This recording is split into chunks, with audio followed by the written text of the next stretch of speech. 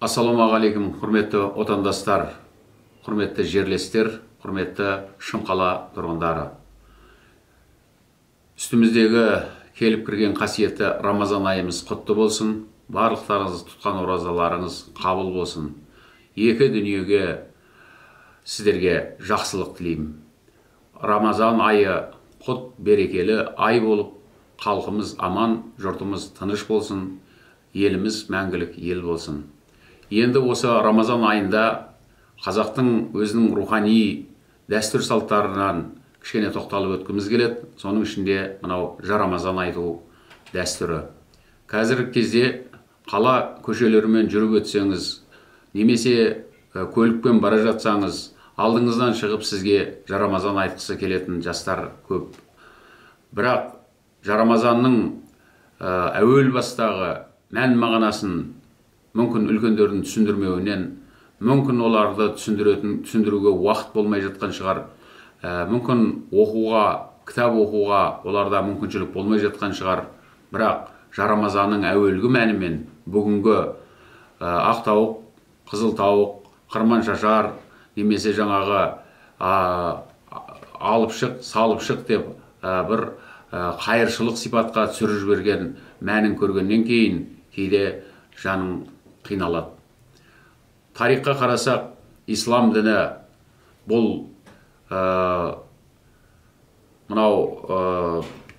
тарихқа қарасақ, ислам діні бейбітшіліктің, жақсылықтың, адамдардың бір-біріне жақсы ниеттер, жақсы тілектер, жаңағы қарым-қатынастар тілейтін, орнататын дін екендігі. Соның ішінде мынау Алла тағаланың берген 12 айының ішінде осы Рамазан айы ең ұлық ай екендігі, бұл айда қасиетті Құран түскені бізге мәлім. Олай болатын болса, осы Рамазан айында мұсылман пенделерге көбірек құлшылық жасау, көбірек зекет беру, мынау пітір садақаларын беру қалай парыз болған болса, біз жарамазан айтқан кезде осыны өлең жолмен, осы дінді өлең жолмен біздің қазақ халқы түсіндірген.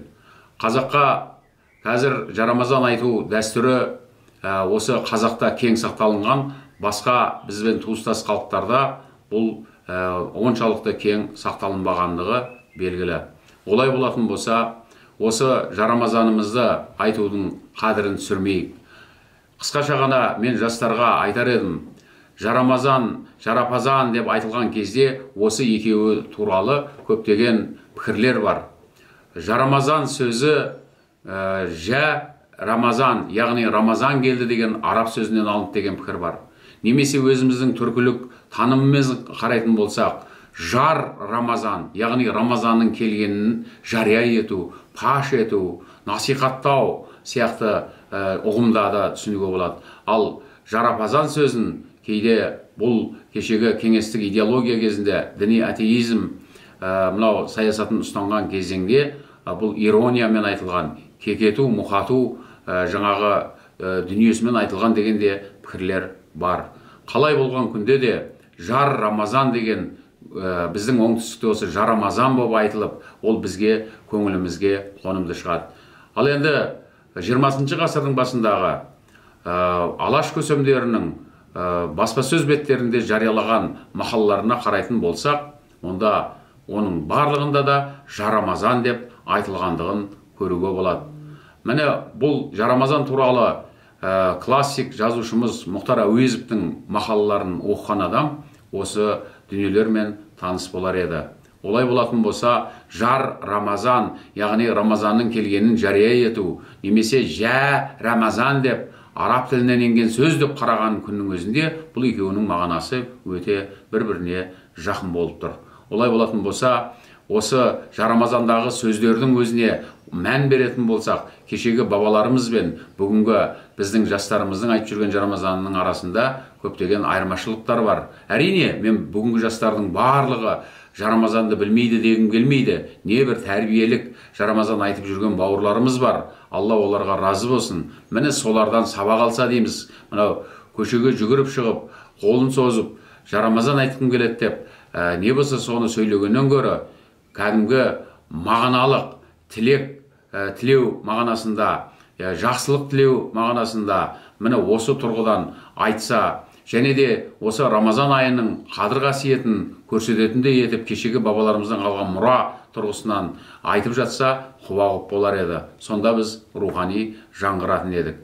Міне, мысалы, менің есімде қалған мынандай бір жолдар бар.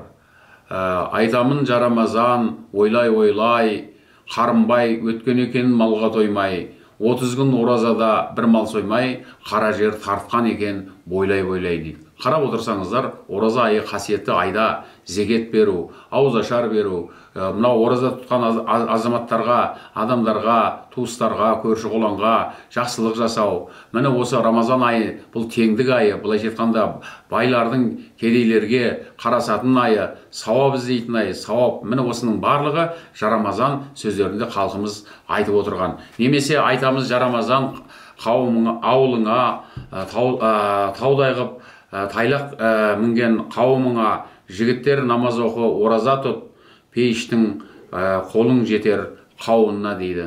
Қарап отырсаңыздар, мынау Құран мен хадистердегі мынау элементтер, немесе Құран мен хадисте айтылған дүниелерді осылай халқымыз жырға қосып отырған. Ал енді осының барлығын қарап отырсақ, ол жерде маған ананы бер, маған мынаны бер демеген, Алла разылығы үшін. Яғни, қарап отырсаңыз, садақа беруді, ораза тұтуды, намаз оқуды, мына Рамазан айынан құр қалып қалмауға үнемі насихаттап отырған. Әсіресе бұның сауабы мынау жаңағы сағат жоқ кезеңдерде жаңағы ұйықтап қалмау үшін, қалжыраған адамның ұйқысын сергек ұстап, сәресіге тұруына үлкен ықпал ететін болған. Шындығында да асыл дінімізде түнімен құлшылық жасаған сүйікті пайғамбарымыз Мұхаммед Мұстафа салам олай болатын болса, жарамазан айтқан адам да адамдарды оятып, оның осы айды есіне түсіріп, түнде тұрып дәрет алып, намаз оқуға да себепші болуы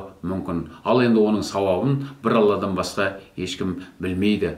Олай болатын болса, жарамазан айтудың мәдениеті мен жарамазанның тарихына үңіліп, кешегі ұлы бабаларымыздан қалған дәстүрімізді бүгінгі қазақ баласы қайта жаңғыртып отырса деген игі тілегіміз бар.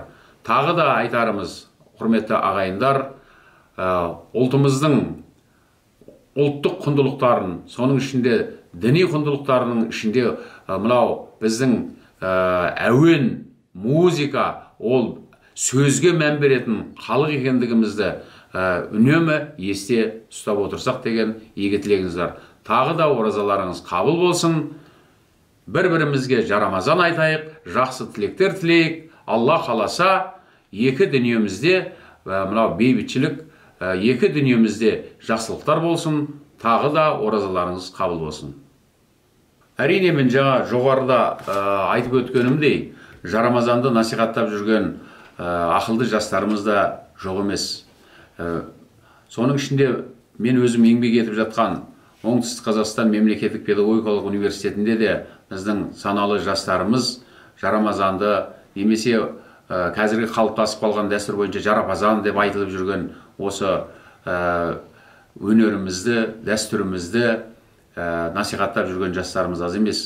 Солардың ішінде белсенді жастардың арасында мынау елдің аузында жүрген ақын жастарымыз бар. Міне солардың бірі Нұрғали Әнәпия бауырымыз. Нұрғали Әнәпия бауырымыздың да осы орайда өзінің айтатын пікірлері бар, және де жастарымызға бір-екі үлгі ретінде жарамазан айтудың бір-екі үлгілерін көрсетсе деген тілегіміз де бар. Ассалаумағалейкум баршаңызға. Мен Әнәпия Нұрғали Мұратұлы, Оңтүстік Қазақстан мемлекеттік педагогикалық университетінің қоғамдық кәсіптер даярлау орталығының айтыс үйірмесінің жетекшісімін. Мың айданда хайырлы, қасиетті Рамазан айы баршамызға мүбәрәк болсын. Алла әрбір отбасыға несібесін, берекесін молынан берсін. Ораза кезінде жарапазан жырының айтылатыны баршамызға бесенеден белгілі.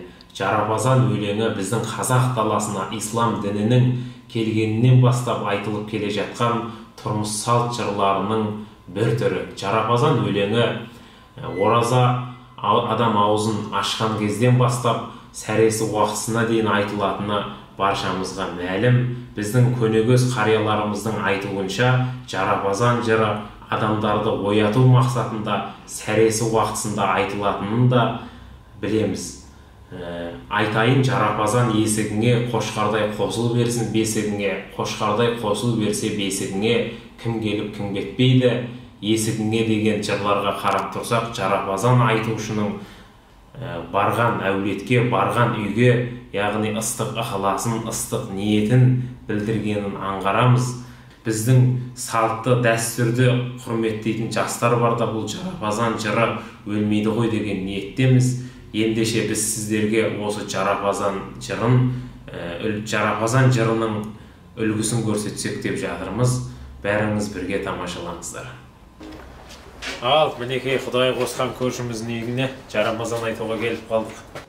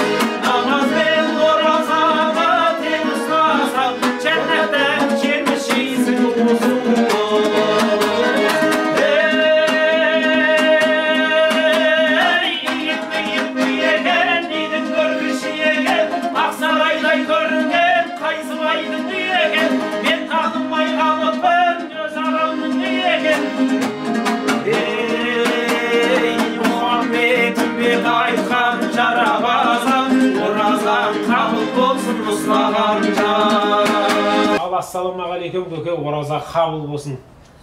Оразадан оразаға жете берейік. Ал, әумин деп бата берейін. Ұлыңда арқыраған арым болсын, қызыңда көпке үлгі жалым болсын.